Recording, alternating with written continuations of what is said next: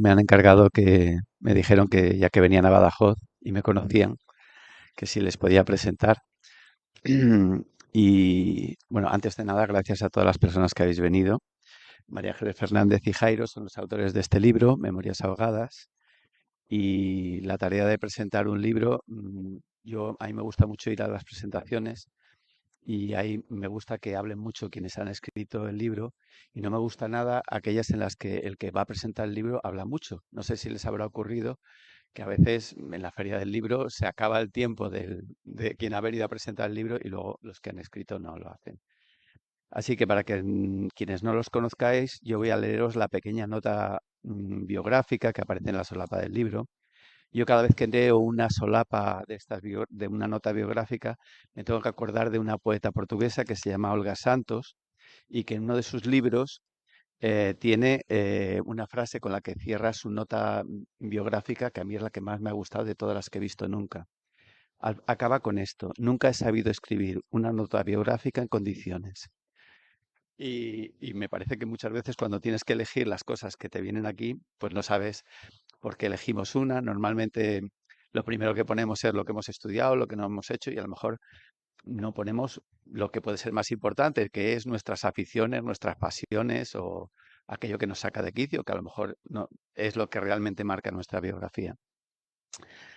María Ángeles Fernández nació en 1983, iba yo a COU ese año, y yo no sabía si era de Navalmoral de la Mata y he descubierto que es de Bonal de Ibor, aunque te haces pasar por Morala.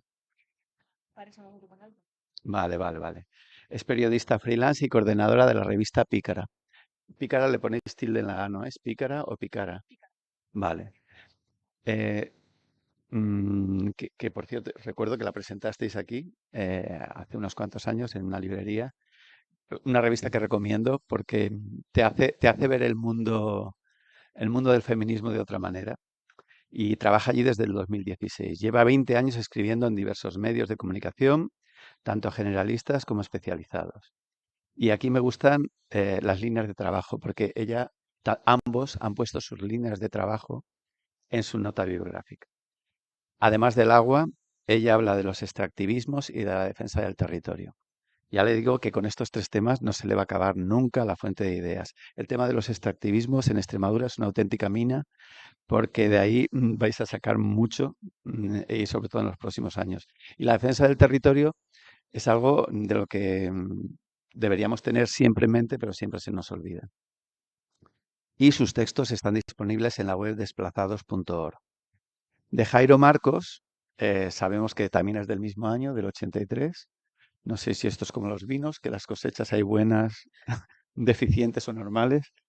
Y sus campos, este sí que no se va a acabar nunca, son la precariedad y luego otros dos que contrastan con la precariedad, que son la filosofía y el periodismo. Yo cuando leí periodismo, lo leí, hice una de estas lecturas rápidas y entendí periodismo hacedor de preguntas, creyendo que había una especialidad de periodismo que era hacedor de preguntas y luego había otros tipos de periodismo que eran más de invención de realidades y cosas. Freelance en el ámbito de estos tres horizontes vitales y colabora también con diferentes medios y organizaciones, tanto españoles como extranjeros, periodistas y académicos. Sus historias se han publicado en más de una veintena de países y es autor y coautor de varios libros. Yo, como decía Olga Santos, eh, que reseñaba eso de que nunca había sabido, eh, pues tampoco sabía cómo se presenta a quien va a presentar un libro. Y yo creo que lo mejor es que nos empiecen a contar lo que hay y me reservo para el coloquio que haya después, pues también ser un lector hacedor de preguntas y haceros algunas preguntas y señalaros que el contenido del libro, a quienes no lo hayáis leído todavía, os va a gustar mucho por el contenido. Pero a mí personalmente me ha gustado tanto por la forma que tienen de escribir. Me hubiese gustado saber que hubieseis utilizado un distinto tipo de letra para saber quién estaba escribiendo cada cosa. Sé que no lo vais a hacer ni en ninguna segunda edición, pero bueno, así queda más en vuestro secreto, porque no sé de quién son estos neologismos que os habéis inventado y esta manera de transcribir las cursivas poniendo pendrive como suena literalmente Y luego lo de las onomatopeyas, que tendría un sitio aparte, como hay algún capítulo donde prácticamente podríamos tener una banda sonora de lo que vais escribiendo.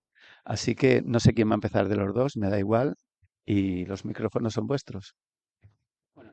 Empiezo yo si queréis y empezar agradeciendo a la Fundación por la acogida y la confianza, especialmente a Vanessa, que ha sido la que ha estado lidiando con los temas administrativos o burocráticos, que al final a veces parece que no se ven, ¿no? Pero están ahí, son imprescindibles, así que muchas gracias. Y por supuesto a Javier, por esta presentación, por tus palabras tan bonitas y eso, pues estamos encantados de estar aquí. Y recojo el guante, la verdad, de todo este libro, yo creo que la parte más difícil ha sido escribir nuestra pequeña biografía, que la editorial nos dijo al final, bueno, hay que poner una biografía y, joder, ¿qué pones, no?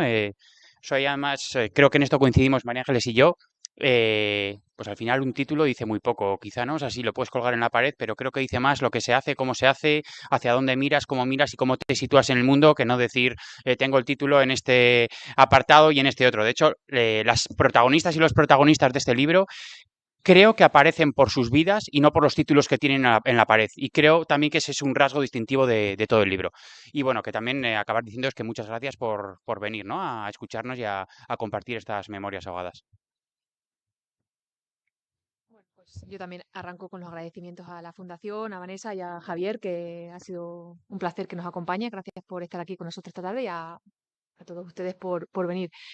No sé si queréis que arranquemos un poco contando por dónde viene el trabajo y por qué empezamos a indagar en este libro que nos ha llevado como casi 5 años de trabajo, de la parte de investigación o de documentación y luego pues la parte de escritura, ¿no? Que también pues al final tiene su intríngulo. Aunque Jairo y yo trabajamos mucho habitualmente y ya muchos artículos periodísticos los hacemos a cuatro manos, es verdad que bueno, pues al final un libro también, aunque tengamos la confianza y ya un poco la trayectoria de trabajar juntos, bueno, pues siempre es un libro, es un reto diferente, ¿no? Porque nunca habíamos hecho un libro como este con todo lo que ha implicado. Em, Como decía Javier, de los temas de trabajo, que bueno, lo ponía a mi parte, pero también compartimos Jairo y yo la mirada de los temas agua y extractivismo, sobre todo, y defensa del territorio. Y por diferentes circunstancias hemos tenido la suerte de poder ir a documentar América Latina, varias historias de resistencia contra megaproyectos hidroeléctricos que se están construyendo ahora, ¿no? Ahora en muchos países latinoamericanos se están construyendo grandes represas, sobre todo con fines hidroeléctricos.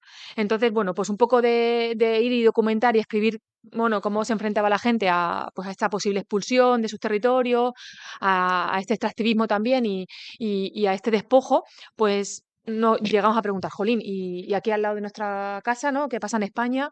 eh, qué, qué resistencias hubo aquí, ¿no? Porque vamos por la carretera y es verdad que es un paisaje que vemos mucha agua parada, ¿no? Muchos grandes embalses sobre todo.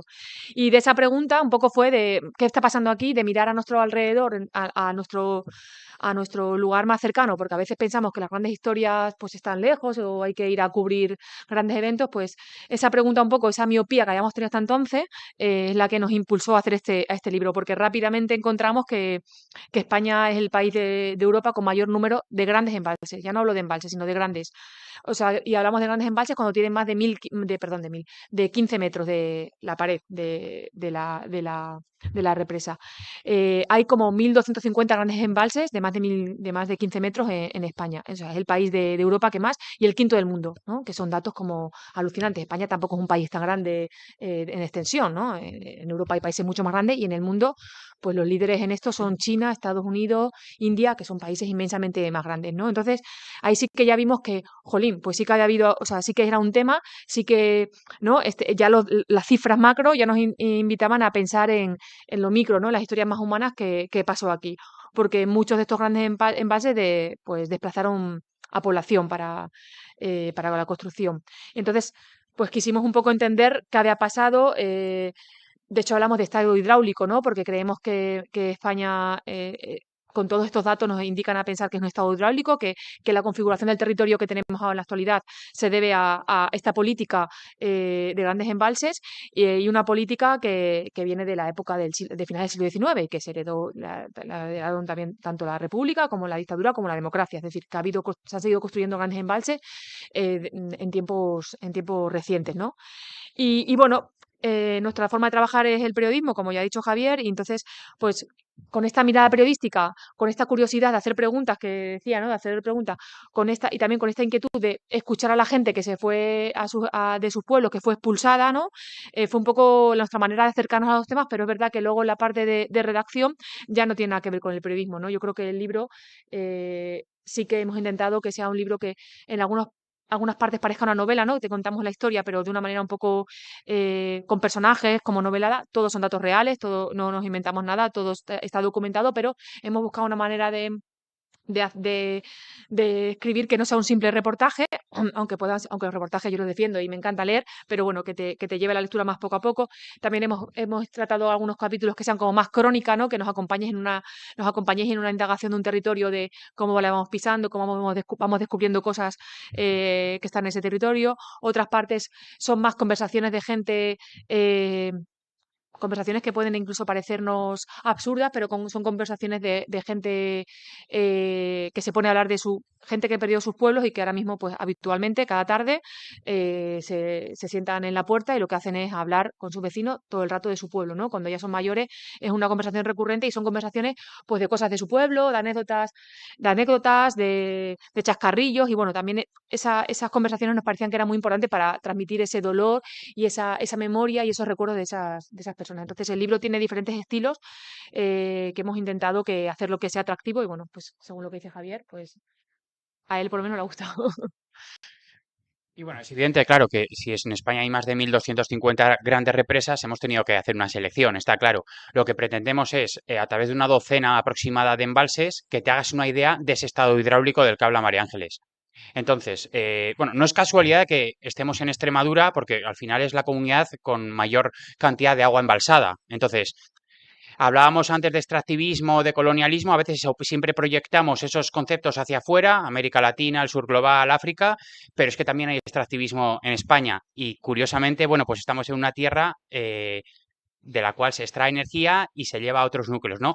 Todo eso atraviesa el libro, pero lo atraviesa de una manera, y vuelvo al estilo, al final, un periodista, ¿qué es? Un periodista es un cazador de historias.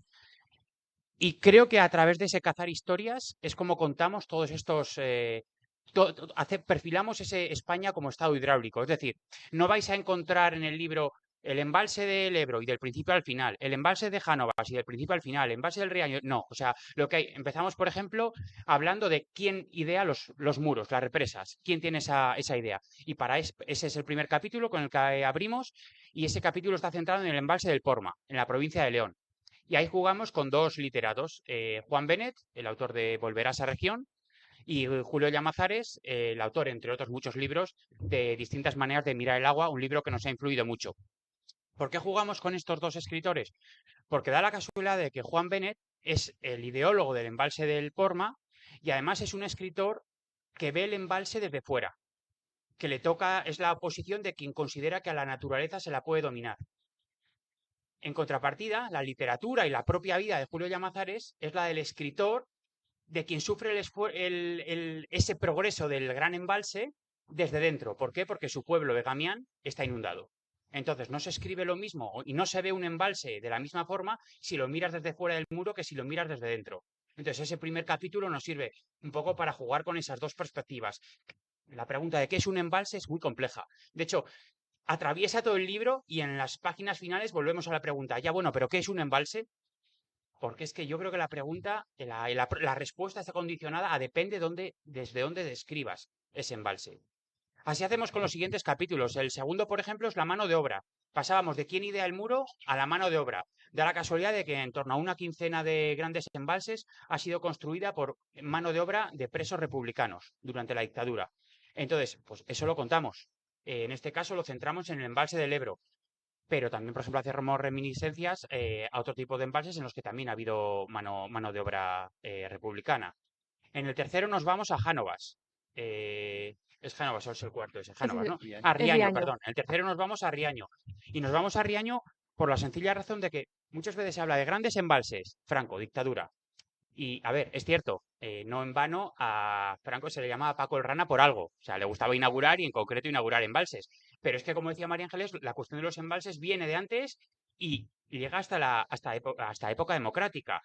fue con la socialdemocracia con la que se cerró Riaño. A las personas de Riaño les echaron a patadas. Está ahí el movimiento tejadista, estas personas que se opusieron, subieron a los tejados para defender su pueblo, su infancia, sus raíces, ¿no? Entonces eso marca también un antes y un después. Después, en el siguiente capítulo, vamos a Jánovas, un embalse que fijaos los retruécanos del destino, a las personas de 3 pueblos, Jánovas, La Velilla y La Cor, porque hay que citar también a La Velilla y La Cor, porque muchas de las veces se habla solo de Jánovas y las personas de La Velilla y La Cor como que lo sienten también, joder, pues parece que están a la sombra, ¿no? de Jánovas. Lo que pasa en esta tierra, que estamos hablando de la provincia de Huesca, es que acaban expulsadas, lo mismo, por la amenaza de un embalse, va a llegar el agua, dinamitan las casas y se acaban yendo y nunca ha llegado el agua. Es decir, no solamente es que les echan de sus casas, sino es que les echan para la construcción de nada, porque no se ha llegado a construir ese embalse. Entonces es como, ¿no? Esas ironías del destino que, bueno, todavía las generaciones actuales están peleando ahora por la compra de lo que son ruinas, porque, digo, dinamitaron sus casas y entonces ahora tienen que pues, ver cómo hacen con esos terrenos y ese dolor, jugar y demás. Y los siguientes 2 capítulos es uno, lo que hay debajo del agua, todo ese patrimonio histórico que subyace a muchos de los embalses. En este caso lo centramos en el de Valdecañas, donde hay un dolmen que se ha comparado con el Stonehenge. Entonces, o sea, hay varios barracos, hay un dolmen, es decir, que el patrimonio que hay debajo es impresionante y bueno, eso genera debates actuales como el turismo de sequía, como qué hacer con todo ese patrimonio, bueno, en fin, una infinidad de debates que que si queréis luego podemos entrar. Y el sexto capítulo de esta primera parte nos centramos en lo que queda arriba, que son esos pueblos de colonización. Sabéis que también que en el periodo de la dictadura Franco creó en torno a 300 pueblos blancos, esos pueblos que vemos todos iguales, las calles rectas, las fachadas blancas, 2 o 3 alturas dependiendo del pueblo, todos atendiendo a un mismo modelo. Bueno, pues de estos 350 de ellos que hemos contabilizado, que incluimos aquí, eh, fueron construidos expresamente con gente expulsada por grandes embalses. Entonces, bueno, pues contamos esa historia que también tiene cómo se generan las identidades, cómo no, qué supuso todo eso y bueno, no sé. Sí, el libro se centra, o sea, sobre todo es un libro de memorias ahogadas, muy de vivencias personales, de historias de personas con las que hemos pasado, no han sido entrevistas al uso, sino que hemos estado mucho tiempo con ellas, hemos generado confianza, han sido gente que te ha compartido su dolor y sus recuerdos, es decir, han sido encuentros o diálogos alargados en el tiempo. Perdón, que estoy con la garganta. Pero también queríamos salirnos un poco de la lectura del dolor de la gente expulsada. Está claro que vertebra el libro y está presente, pero queríamos hablar también de otros impactos que han tenido los grandes embalses. Es decir, nosotros además somos conscientes de que los embalses han tenido buena imagen, buena prensa y, bueno, pues cada quien que saque sus conclusiones, pero solamente queríamos contar unos impactos que pensábamos que no estaban bien contados, ¿no? Porque Jairo ha hablado del Ebro, de Jánovas, de Riaño, ¿no? Pero la gente de ese territorio conoce lo que pasaba en su territorio, no conoce lo que pasaba en otra provincia, ¿no? Entonces lo que hemos querido también es hacer como un hilo común, como un estado hidráulico y entender que lo que pasó en Cáceres, pasó en Huesca, pasó en Guadalajara, es decir, que las lógicas eran las mismas o muy similares, el dolor de la gente es similar, el trato y los impactos, ¿no? Entonces hemos querido como a través de esta selección hacer como un retrato para entender un poco como una lógica de país, ¿no? Nosotros creemos que es una lógica de país claramente. Pero eso, nos centramos en la gente y es la línea que vertebra, pero también hablamos de otras muchas cosas, ¿no? Pues hablamos de patrimonio, como decía Jairo en un capítulo, pero también hablamos de ríos, ¿no? Porque al final los ríos se han destruido, o sea, un río tú le llenas de embalses y le taponas cada X kilómetros, le pones una pared y ya, pues yo creo que un río no es, ¿no? Yo creo que pues será otra cosa, pero hay ríos, por ejemplo, el Tajo, ¿no? Que cruza la provincia de Cáceres, por lo menos en la parte extremeña, eso no es un río, eso es una sucesión de embalses, y entonces, bueno, pues llamar al Tajo un río, por lo menos en este tramo medio o tramo bajo, igual en su cabecera sí que es un río, pero en esta parte no. Entonces también contamos pues los impactos en, en- en los ríos, ¿no? Y en el paisaje, ¿no? Cómo paisajes han cambiado. Por ejemplo, el pantano del Ebro, la gente cuenta cómo cada vez, o sea, ahora ya hay nieblas, que antes no había nieblas, porque al final, pues esa masa tan extensa de agua, porque el pantano del Ebro que está entre las provincias de Cantabria y Burgos, es muy no es muy profundo, pero es muy amplio, es una lámina muy amplia del agua. Entonces, hablan de que son las nieblas como o sea, ha cambiado el paisaje y ha cambiado, pues eso, el clima, ¿no? Incluso en este pantano también, pueblos que hay tiene muchos pueblitos a la orilla, son pueblos muy pequeñitos y muy cercanos unos a otros, porque allí en la provincia de Burgos, sobre todo, pues hay muchos más pueblos, pero son muy pequeños y están muy cercanos unos de otros, a 4 o 5 kilómetros, no es como aquí en Extremadura. Pues pueblos que estaban al lado, que había una convivencia natural, que la gente se manejaba de uno a otro, de repente tardan 40 minutos en ir al otro pueblo, ¿no?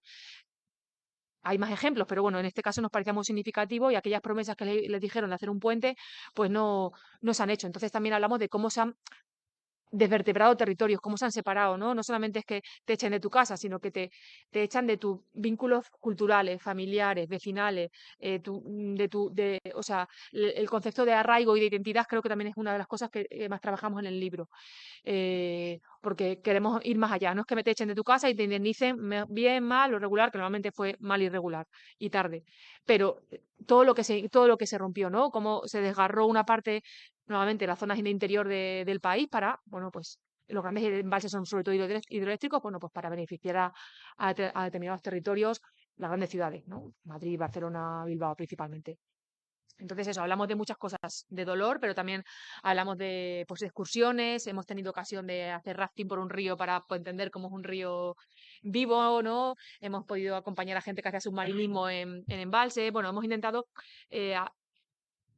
entender desde dentro, ¿no? Como decía Jairo, desde dónde se mira, entender desde dentro un poco lo que implicaba toda esta construcción de embalses. Una pregunta. Yo hay una cosa que no sabía y es que en la inmensa mayoría de los embalses apenas se puede bucear. Y no sé si todos lo sabíais. Yo pensaba que esto era como el mar, que iba uno y veía todas las cosas que había por debajo. Y es una de las sorpresas que me lleva con vuestro libro. Lo aprendimos con unos buceadores aquí de Plasencia que nos dijeron que en la época de la pandemia, como habían cerrado, digamos, las fronteras por regiones, pues se tuvieron que, entre comillas, conformar con hacer buceo en los embalses de Extremadura y que esa aventura le suponía un esfuerzo y un riesgo mucho mayor que hacerlo en el mar.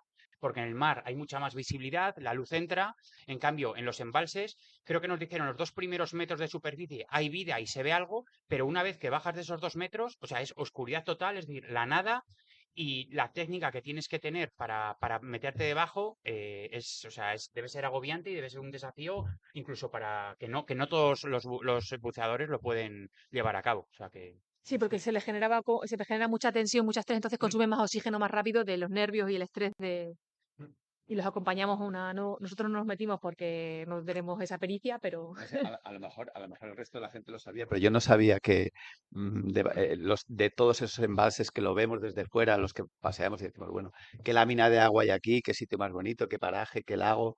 Y en el fondo hay cosas que no nos han contado y probablemente haya muchas cosas más. También habéis hablado de tragedias que están unidas y que quedan muchas más sí.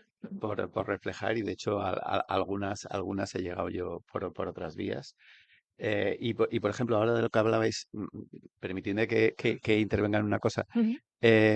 Yo trabajo en cooperación transfronteriza, ¿no? Y hace unos años de una de las aldeas que está en torno a Herrera de Alcántara, Cedillo, todas estas, querían tener un contacto con la localidad que está enfrente, al otro lado, porque allí tienen una cosa que se llama fenda, que es una costumbre muy ancestral que tienen.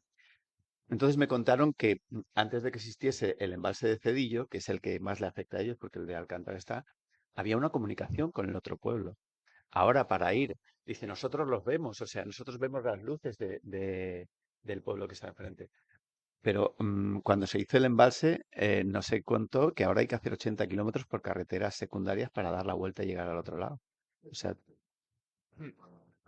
sí, perdono, las abre durante muchos tiempos, yo no me quiero meter en esto, pero Sí. durante mucho tiempo se abría porque tenía que la Junta de Extremadura, además lo hacíamos con un proyecto Interreg, teníamos que pagar el guardia de seguridad en julio y agosto y creo que algo de septiembre, porque sin guardia de seguridad Iberdrola no dejaba pasar al otro lado.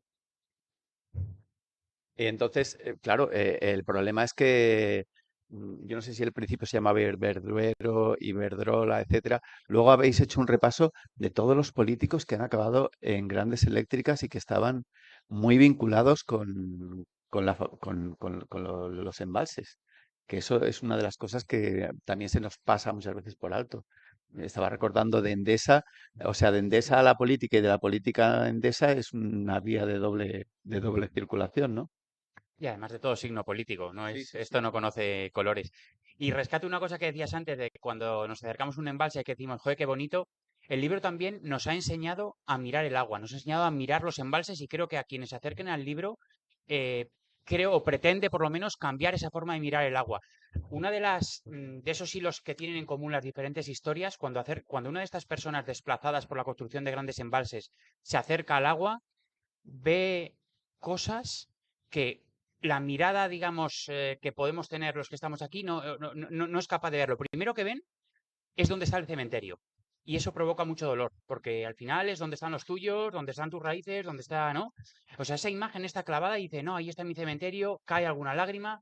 Y luego inmediatamente después ven la casa donde vivieron, la plaza donde jugaron, la calle, y por allí se iba a la panadería, o sea, y tú solamente ves una lámina de agua y la gente la gente que se asoma y te sigue viendo, ¿no? O sea, o sea, ese aprendizaje, nosotros nos quedamos, es uno de los aprendizajes con los que nos quedamos y que creo que transmite el libro, esa forma de mirar el agua que es tan singular de las tantas personas que se vieron desplazadas por la construcción de embalses, que por cierto, fijaos lo complejo del asunto, eh, solamente hay estimaciones porque no hay cifras seguras, porque esto hay mucha opacidad, tanto por parte de las instituciones, como por parte de las empresas, como por parte de, en general, ¿no? O sea, un poco al final se dice que aproximadamente 500 municipios españoles están bajo el agua.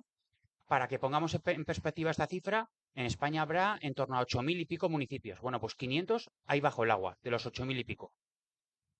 Y personas desplazadas directamente, la estimación más certera la da Ecologistas en Acción, 50.000 personas directamente desplazadas por la construcción de grandes embalses. Pero si tenemos en cuenta que, claro, imaginaos, cuando la gente que vive en un pueblo, si vosotros sois de pueblo, cuando sabes que a tu pueblo va a llegar un gran embalse y lo va a tapar una lámina de agua, pues dejas de invertir, dejas de comprarte una casa, no la renuevas, oye, acabas yéndote en los años anteriores.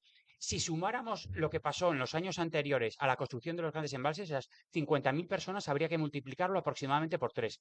Estamos hablando de que la construcción aquí de grandes embalses ha desplazado de sus orígenes a 150.000 personas, que no son pocas, que no son pocas. No sé si queréis añadir más, porque ya veo gente que quiere hablar. Peligros, ¿querías hablar? Micrófono, así te. Cuando se sabía que se iba a hacer un embalse en la zona, la gente se organizaba para irse a algún sitio todos, porque me imagino que eso se avisaría con tiempo, derruirían los pueblos o sea, que la gente tendría ya estipulado dónde se van o no. O aquí digo porque, hombre, entiendo que la gente se intentaría organizar por lo menos para mantener el sentido de la vecindad y los familiares, ¿no? Esos pueblos blancos, esos de colonización, entiendo que quizás se unirían así o no.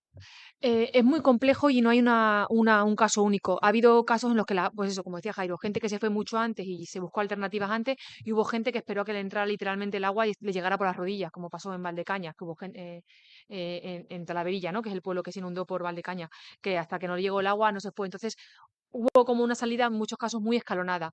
Lo que le hacían muchas veces también a la gente en estas cosas, pues a unos les pagaban más, a otros menos. Es decir, que no es, y sobre todo en época de dictadura, no es que hubiera una unión del pueblo para buscar una salida común, como que cada quien iba haciendo lo que podía. Mucha gente se fue a las grandes ciudades, a Madrid, a Barcelona, mucha gente se fue pues en los años 60 o 50 pues a Francia o Alemania, y sí que hubo gente que fue por la colonización, pero no todo el mundo optó por, o sea, hay gente que le ofrecían esa opción, le daban la opción, pero no todo el mundo optó por eso. Hubo gente que decidió pues ya irse a la ciudad.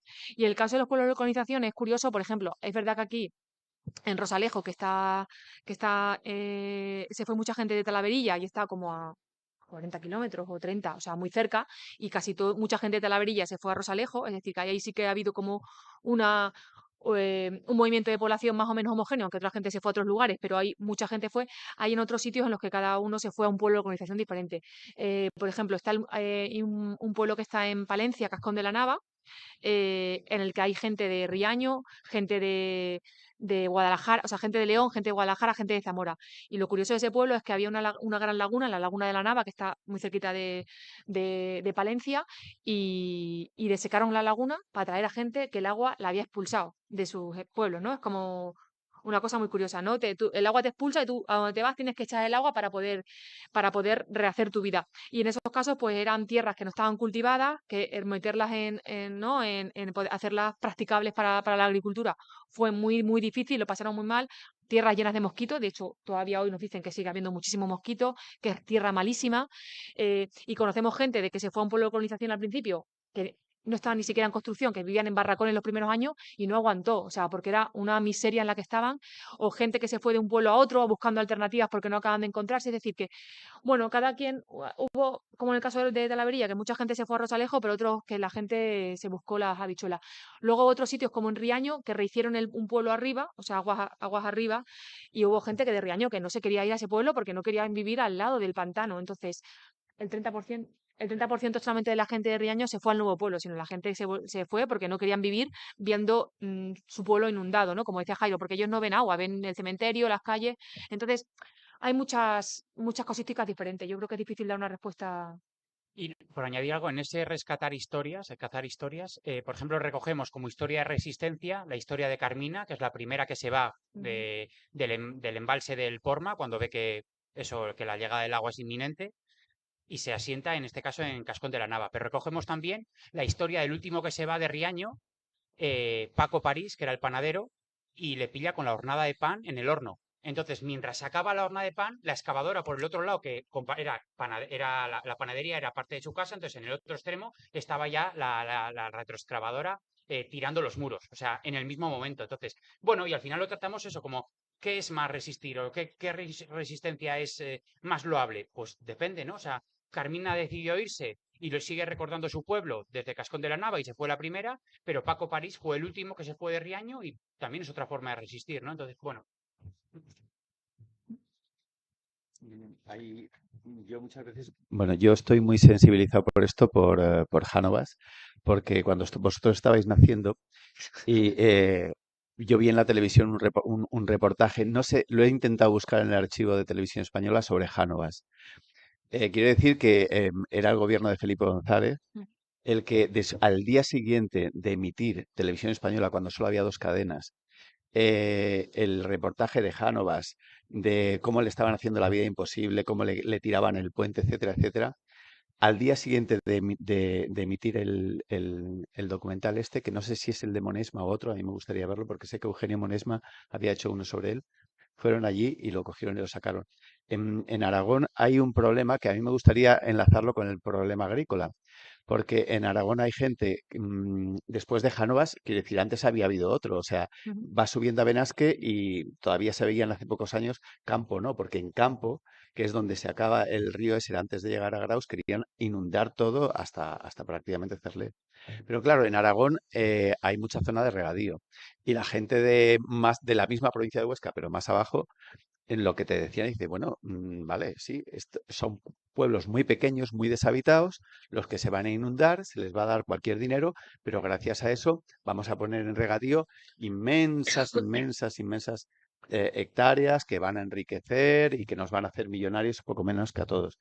La verdad es que Jánovas es, no sé si es mejor o peor, porque Jánovas el embalse no se hizo que en otros sitios en Riaño, por ejemplo, si buscáis las hemerotecas de la época, veréis, en Riaño hubo una represión policial porque en Riaño sí que se juntó la gente. En Jánovas, la Velilla y la Cor, no había ni gente para poder organizarse. Y lo que sí que hicieron fue, entre comillas, les acababan dando menos dinero. Quiero decir, a los primeros que les dieron un poco más de dinero y se podían comprar un piso en Barbastro, en Monzón, en Barcelona si tenían a alguien, en Zaragoza, etcétera. Pero cuando ya estaba todo casi para caer, ya no me acuerdo si era Endesa, Iberdrola, como cambiaron tantos de Hay nombre, grandes. Ah, bueno, yo cambió luego. sí. se cambió luego, se daban cuenta que los que habían resistido mucho más tiempo, al final se llevaban muchísima menos cantidad que los que se habían ido al principio. Y además los que habían resistido eran porque tenían las mejores tierras y pensaban que podían ir a seguir adelante. Al final se quedaron sin nada y tampoco sin poderlo recuperar, porque no sé cómo está ahora la cuestión, si han podido recuperar esas tierras todavía, ¿no? Bueno, Sobre todo está el pueblo dividido y las propias familias divididas. O sea, Ah, aquí claro. el divide y vencerás ha funcionado en todos los sentidos y en los diferentes embalses. En Jánovas, por ejemplo, es que da pena como el pueblo, hay gente que mira con recelo a los otros. Nosotros quedamos con unas personas y otras parece como que no se juntaban porque al final, claro, te ofrecen cuatro, lo coges, no lo coges, y el que coge cuatro espera que mira mal al que luego recibe cinco y entonces es complicado, la verdad. Y lo que está sucediendo en Jánovas es que ya cada vez hay nueva construcción, todavía no todas las familias han comprado esos terrenos, pero claro, lo que compran son unos terrenos baldíos, prácticamente no hay acceso. En Jánovas hay un pequeño puentecito que con la crecida del Ara no se puede pasar en vehículo. Sin embargo, esos terrenos ahora, en su día, cuando llegó un experto para decir, vamos a expropiaros esto, pero les bajó, digamos, la categoría de las tierras que unos había, años antes. unos años antes las habían bajado, ¿no? Porque pues aquello era poco, entonces era mala calidad, entonces bajaron la categoría y a la hora de la expropiación les pagaron menos. A la hora de la reversión, de querer comprar sus ruinas, ahora se lo venden como que eso sea una gran ciudad, terreno urbanizable, o sea, ahora debe ser eso, vamos.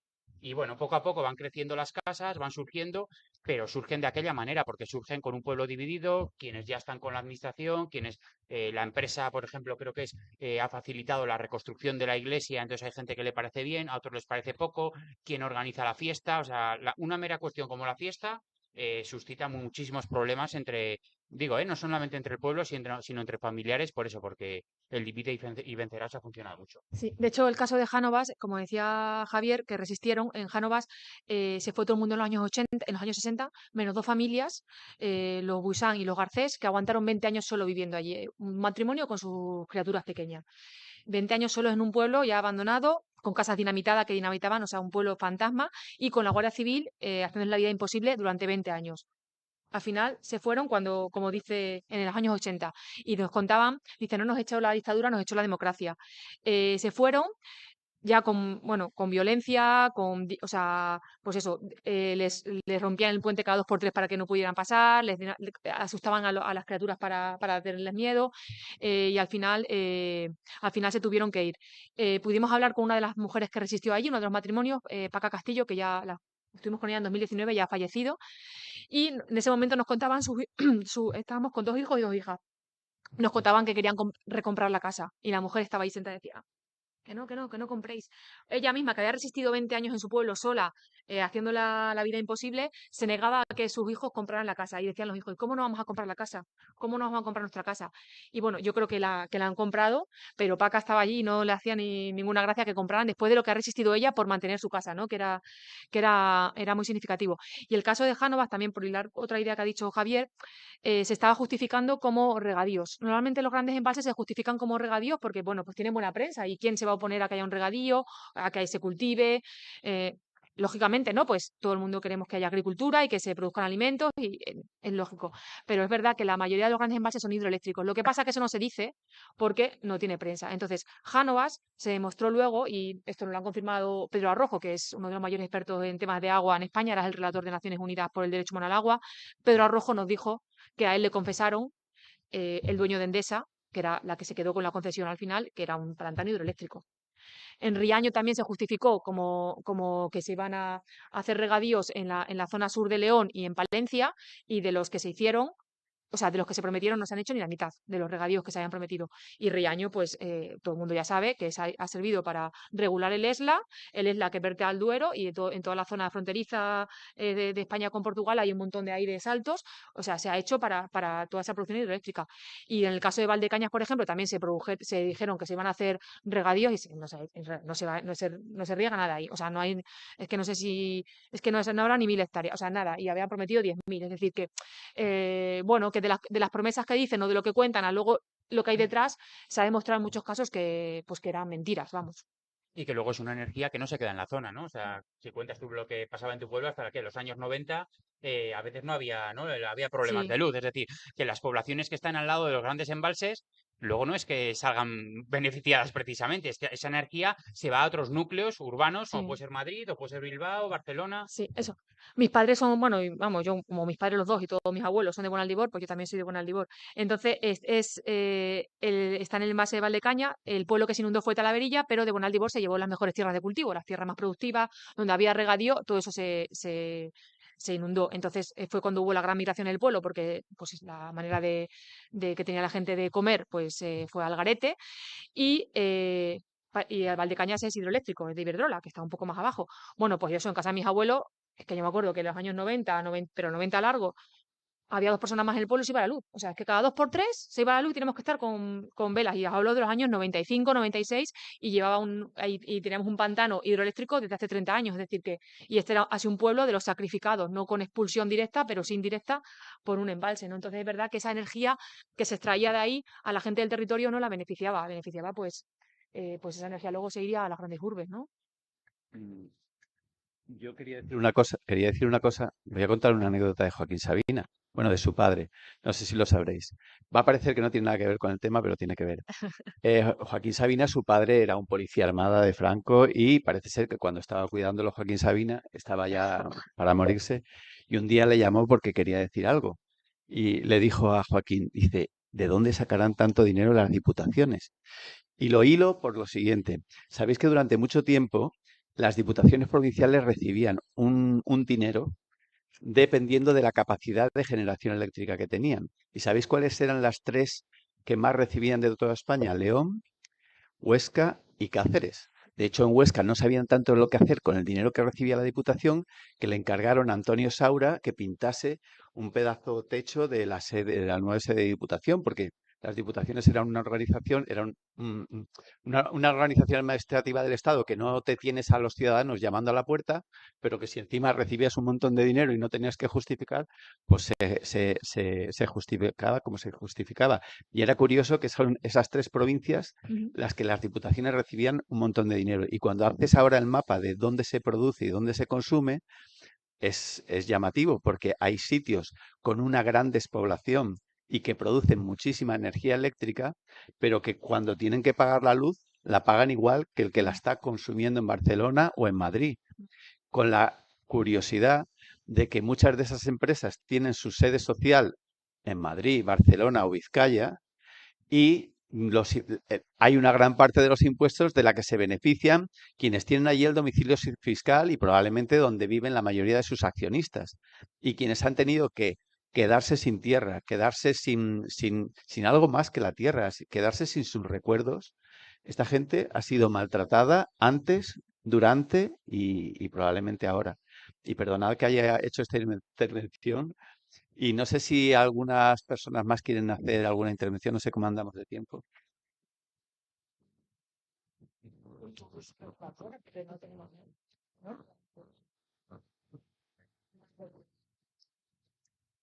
Hablan Lo que, ustedes de políticos de Iberdrola y de Endesa y hay que tener en cuenta que estamos en uno de los países más corruptos de Europa y es todo corrupción.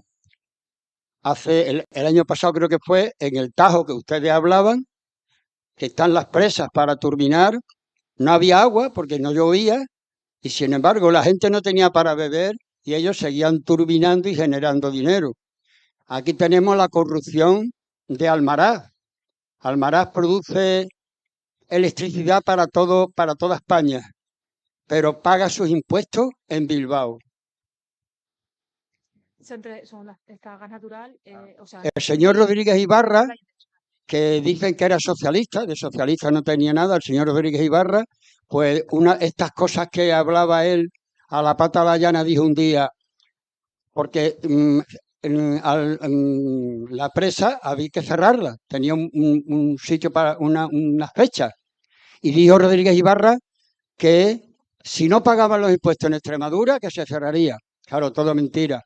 Y yo hablando de corrupción, pues le voy a contar aunque no tiene mucho que ver, pero hay agua, eh, La mayor almadraba, la almadraba más rica que había en España era la almadraba de Chiclana.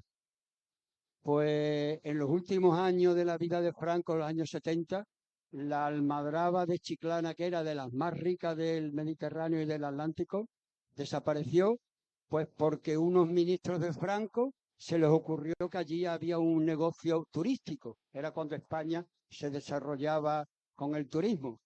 Y hicieron desaparecer la almadraba de Chiclana, que era la más rica que existía en España.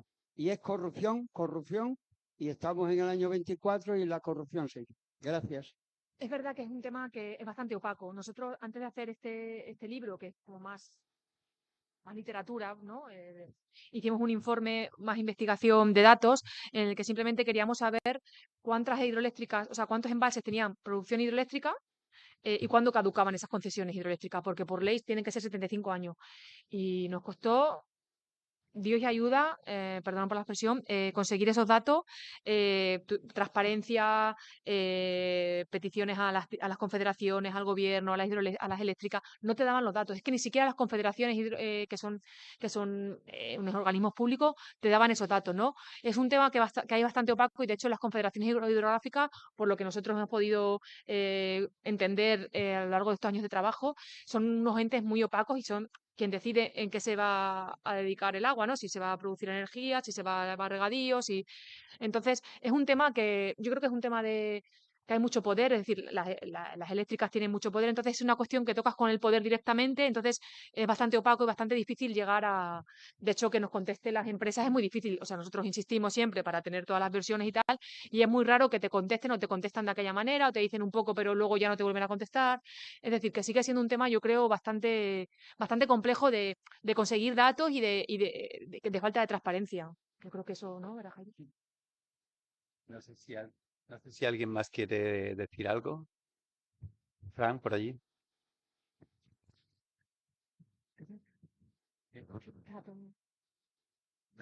Habéis venido al lugar ideal, a Extremadura, porque es tierra de pantano y es ejemplo de colonialismo interior y extractivismo. Entonces era con los pantanos y con la energía hidroeléctrica. Ahora se está haciendo con las placas solares, la eólica, etcétera, etcétera, etcétera. De hecho, creo que los saltos de agua que hay en la frontera, tanto en el Duero como en el Tajo, la mayoría creo que ya están caducando o van a caducar en los próximos años o así, ¿no?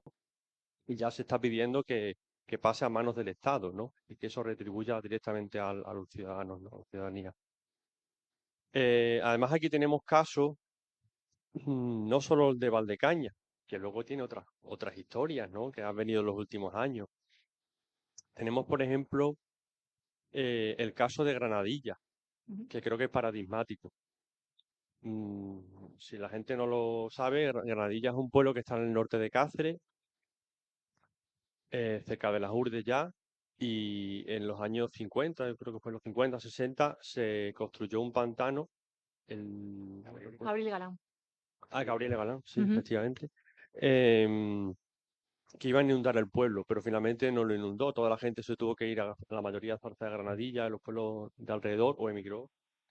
Y el pueblo sigue ahí. Afortunadamente es un pueblo digno de ver, pero bueno, se conserva y las tierras se perdieron y ahora es básicamente un atractivo turístico y de campamento y poco más. Pero también tenemos otros casos, y en este caso ya en Portugal. Está el Alqueva, que quien se está aprovechando, aunque la cuenca es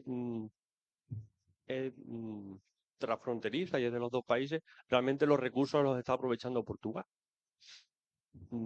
Pero las pegas nos vienen aquí, entre otras cosas, las nieblas que han comentado antes, que se están generando más nieblas, yo lo compruebo. Hay muchas más nieblas desde que está el embalse de Alqueva en todas las zonas estas de aquí, ¿no?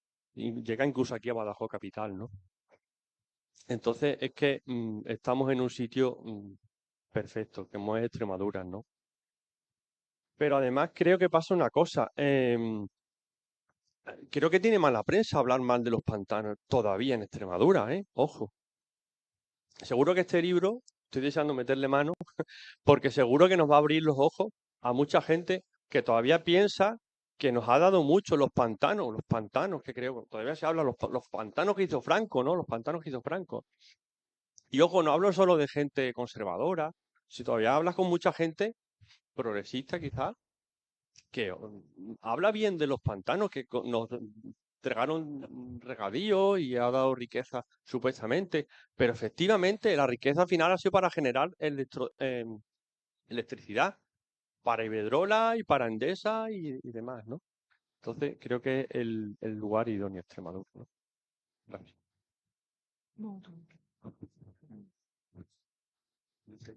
Eh, solamente por añadir una cosita, en Alqueva hay una población, Aldeia de Luz, que se trasladó, se hizo un pueblo nuevo, y además hay un documental muy bueno sobre él.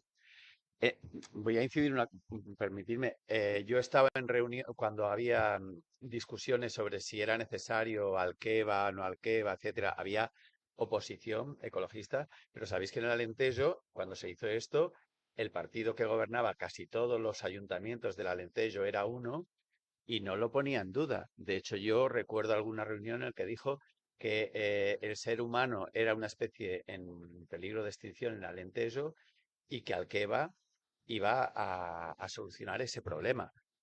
Alentejo ha seguido descendiendo en número de habitantes y no ha supuesto nada. Que quien ha ganado ahí es EDP, que es como se llama la que produce electricidad.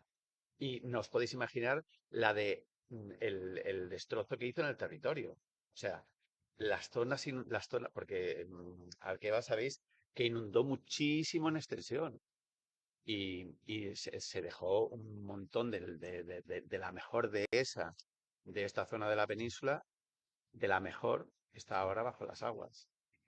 Bueno, arqueología sí, muchísimo.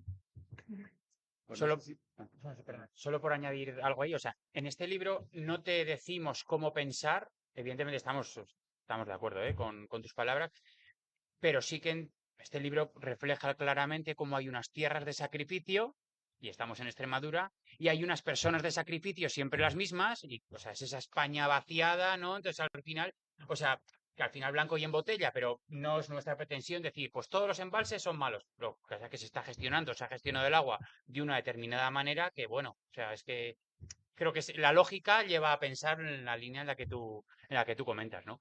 Y no se me quería pasar, claro, han salido temas como el extractivismo, colonización, corrupción, las puertas giratorias. El libro también trata mucho de la cuestión simbólica que dejan ese rastro que dejan los grandes embalses. Estoy, por ejemplo, acordándome de muchas de las personas, cuando les inundan su casa, cerraban la puerta con llave, a pesar de que sabían que esa casa, pues al final, bajo el agua, años y años, iba a quedar nada, ¿no? Pero aún así cerraban y esa llave la conservan. O conservan la piedra de su casa, o conservan, ¿no? O sea, son pequeñas cuestiones simbólicas para ellos que son grandísimas. Y hay una anécdota que nos la contaba Isidoro, se me ha ido el apellido De ahora, la fuente. Isidoro de la Fuente, un hombre del embalse del Porma. Sabéis que cada cierto tiempo toca renovar el DNI. Entonces, toda esta gente desplazada, cuyo pueblo está sumergido bajo el agua, cuando le toca ir a renovarse el DNI, dice, oye, ¿por qué pone lugar de origen? Pues este hombre, por ejemplo, era de Begamián también. Y el que a la persona que le atendió dice, no, no, yo no te puedo poner Begamián como lugar de origen. Pero como no, si es mi pueblo, ya, pero el sistema no me lo permite porque ese pueblo ha desaparecido, por lo tanto no aparece en el listado. La respuesta de Isidoro fue, bueno, también han desaparecido mis padres, ya no existen porque han fallecido y me pones hijo de fulanito y menganita, ¿no? Entonces, son con esas pequeñas anécdotas que al final son tan grandes que hablan mucho más allá de la cuestión económica, material, histórica, que por supuesto está ahí, la corrupción, pero que hay otro tipo de simbolismo que quizá ni nos damos cuenta y que, jo, es que es muy importante que en tu DNI pongas dónde has nacido, ¿no? Entonces, esa pequeña lucha, por ejemplo, Isidoro la ha conseguido, ya pone Begamián, pero por lo general a la gente desplazada la pone pues a la gran ciudad a la que se fueron o al pueblo al que se fueron y bueno, ahí siguen luchándolo. Pues no sé si queréis añadir algo más o pues si no, pues darle las gracias a María Ángeles y a Jairo por haber escrito este libro y les apunto cosas para el futuro, porque hay Mm, muchas cosas que seguir investigando. No mm. hemos hablado del mayor accidente laboral que ha habido en España, que fue el del Torrejón, Y ya os apunté lo ocurrido en el Cedillo. embalse de Cedillo, Ujú, en el que murió bastante gente y a algunos se los buscó y a otros no, ujú. porque en aquella época, en el año 72, además es un accidente que se ocultó porque después de lo que había pasado en Torrejón en el 65, sí, 65.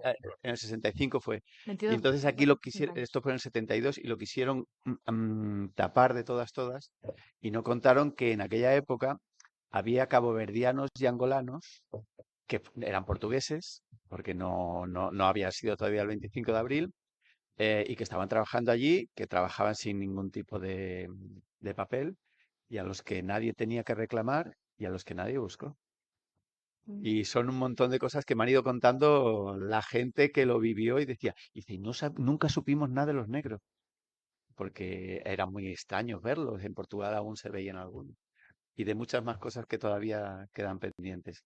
Pues nada, muchísimas gracias. Muchas No, gracias.